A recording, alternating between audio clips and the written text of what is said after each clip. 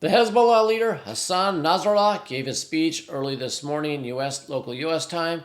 Did he come out looking for peace, ceasefire, or did he come out looking for war? Let's get into it.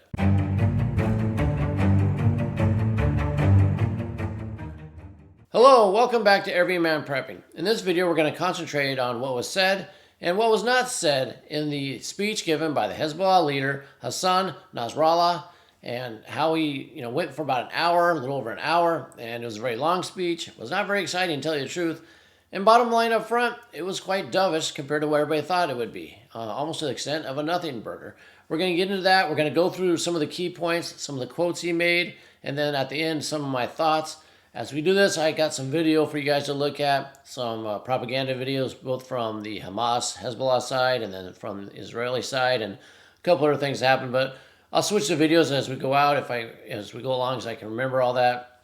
In fact, if we start over here, we're going to look at the Hezbollah kind of propaganda video as we talk here. They're very good at this propaganda, very good at their videos. And these videos aren't for Westerners or us to scare us. They're for their people, to rally the troops, to build their morale. So that's what they're about. So let me go ahead and just get this one going here. And we'll just let it roll in the background as we talk. So Hassan Nasrallah that came out this morning, like I said, very, I wouldn't even say dovish speech. It went on for an hour and a half or so. Didn't come out, no fire, brimstone, calling for war, death of everybody. None of that like people thought. People thought this was declaration of wartime. But instead, very dovish, very middle of the road, fence sitting, whatever you want to call it. So let's go through some of those quotes of what he said here. The first thing that came out, some of those important ones, not all these in chronological order, but some of the key points I saw. But he says, he tells them that we have entered this battle since the 8th of October. And the key part was entered the battle. He didn't say we entered the war. He didn't say we're going to war, starting a war. He just said they've been in the battle since the 8th of October, which is true. Hezbollah has been attacking from the north, small attacks, but they've been ramping up lately. Every day there's more and more taking out tanks, Israeli positions, and whatnot. Now the rest of these are some quotes. At the end of the quote in the middle, I'll give you some of my thoughts.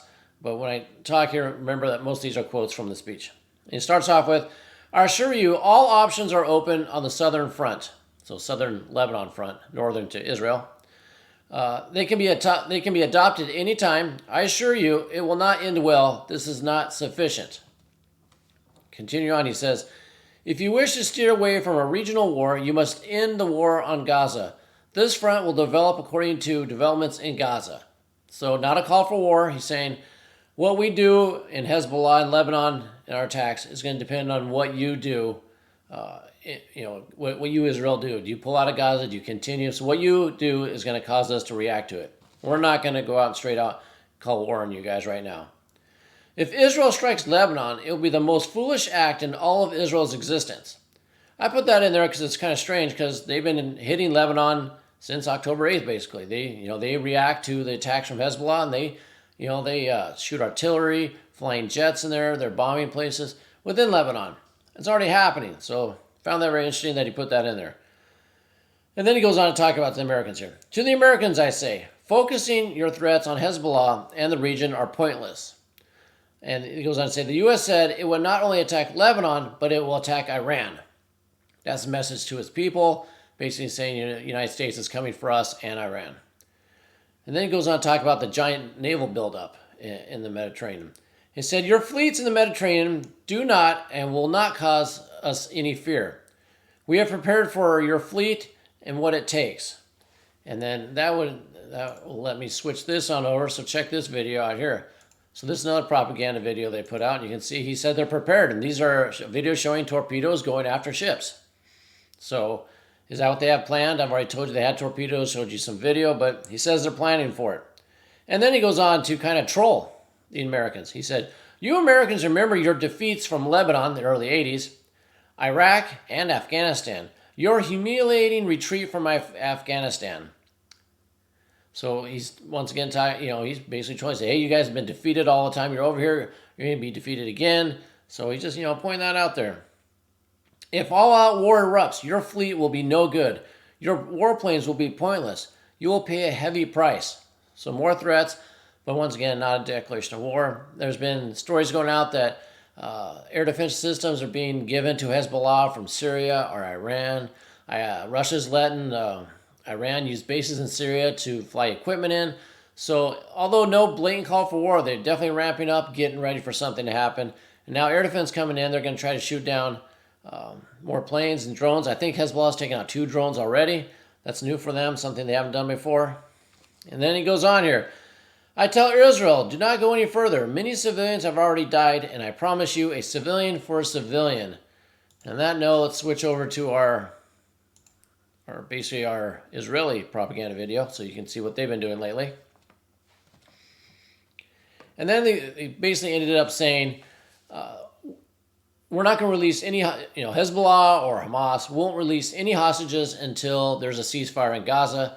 Netanyahu and Israel replied almost immediately saying, there will be no ceasefire until you release hostages. So they're set apart, polar opposites. So basically, that's not going to happen. One says ceasefire, then hostages. The other one says hostages, then ceasefire. So that's not going to change anytime soon. Now, one thing to point out here is the war hawks in the United States. You got the political candidates, Nikki Haley coming out saying, we don't need a ceasefire. The Pentagon comes out and says, we don't need a ceasefire. No, they're all saying, let's just keep doing what we're doing. No ceasefire needed. The war hawks are loving this. It was a dovish, weak statement to them, so they're foaming at the mouth. They're excited. They're ready for more war. And maybe this is what, Iran, Hezbollah, Hamas all want. They don't want to look to be the first person to cause the war to go regional. They're going to buy their time. They're going to be patient, and they're going to wait for United States or Israel to expand it, and then they can play the victim card. They can say, look, we told you. They can say, hey, we told you we're just defending ourselves. We wanted you to do a ceasefire. We'd give your hostages back. We didn't want this expansion, but since you expanded yourselves, now we're bringing the full weight of what we have on you. I think that's what they're getting at. That's my opinion. Write down below what you think is going on here. By the way, if also at this time, hit that like button if you've lasted this long. Share, like I said, comment what you think is going on, what your opinion of this speech has been. I'll find a link for it and put it down below also of the speech so you can listen to it. Like I said, I don't know if you want to. It's long.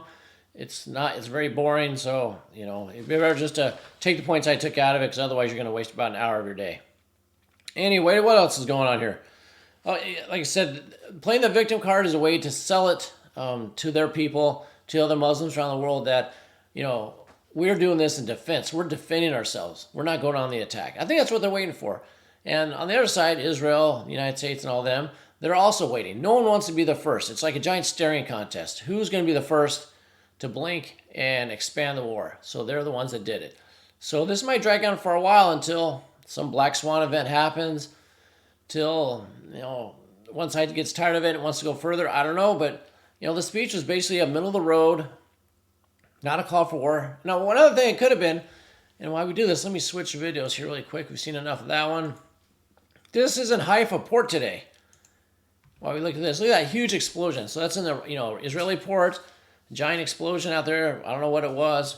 Could have been someone trying to sabotage something. I don't know, but pretty massive explosion. I'm sure we'll find out more later what is going on. But all right, let me continue what I was talking about, the speech and what else it could mean.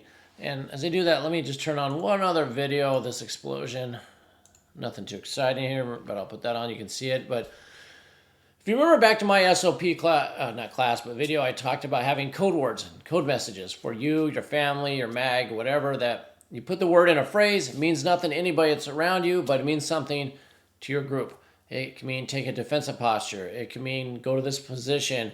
It could mean focus on these people. Whatever it means something to your group. Well, this speech could be full of those, and we don't know ourselves what it could be. Who knows? The intelligence community knows. Probably not. They're not that much on top of things. But Hassan could be out there, and as he talks about all these points I pointed out to you, there could be messages going out to other people. In fact, and this could be some of the terrorist attacks we might see in the United States.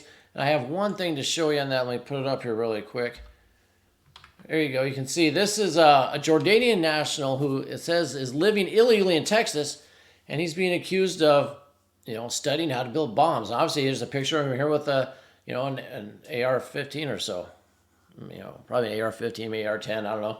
And anyway, first of all, How's an illegal getting this? Is he just in a gun shop testing it out, or has he actually bought it? I don't know, but if we're doing a background check for an illegal and he's buying it, we have serious problems, especially in Texas. So who knows? But, you know, part of that speech could be code words for people, sleeper cells around the world, in this country, in the Middle East, Europe, who knows, to activate and do stuff. We don't know. Not fear-mongering, just something to look out for. Keep your head on a swivel while you're out, because as you know, this drags on. Like I said, one side's waiting for the other side to do something. Everybody's tense. Everybody's nervous. Could be called to action. You just got to be ready for anything. So that's all I have for you today. Instead, I want to focus right on this. We'll do another news update later in another video with what's going on, including the financial things that came out today with the unemployment numbers, all that stuff. They're cooking the books anyway. Don't worry about the actual numbers that came out. But until next time, keep your ear to the ground, head on a swivel.